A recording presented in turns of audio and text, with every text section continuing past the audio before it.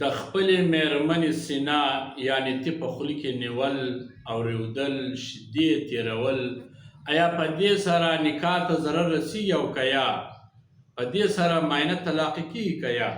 نو اوس به راسو مسلې ته چې داسې کول چې یو څوک راولاړ سي د خپلې ښځې سینه په خوله کې ونیسي، یعنې تی په خوله کې ونیسي او ویروي او شیدې په خوله کې راسي هغه تېرې کړي، نو په دې سره نکاح ته ضرر نه رسیږي، نه معاینه پر طلاق کېږي، لیکن حرام کار یې وکئ.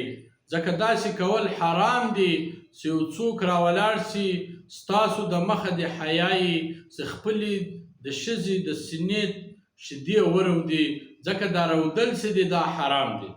نو دی به الله جل جلاله ته توبه باسي، استغفار به کوي او له داسې کار څخه به ځان راګرځوي، ځکه داسې کول ګناه ده.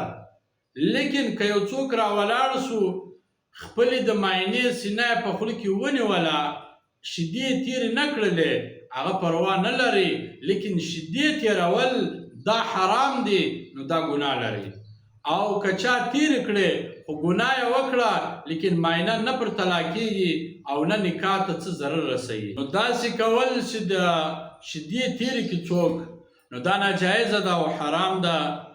دا فتاوای شامی صفحه نمبر 210 جلد نمبر 3 کې داسې لیکلي دي چې داسې کول د سړي دپاره حرام ده چې دی د خپلې د ښځې شیدې تېرې کړي، او چې شیدې تېرې نه کړي بیا پروا نه لري.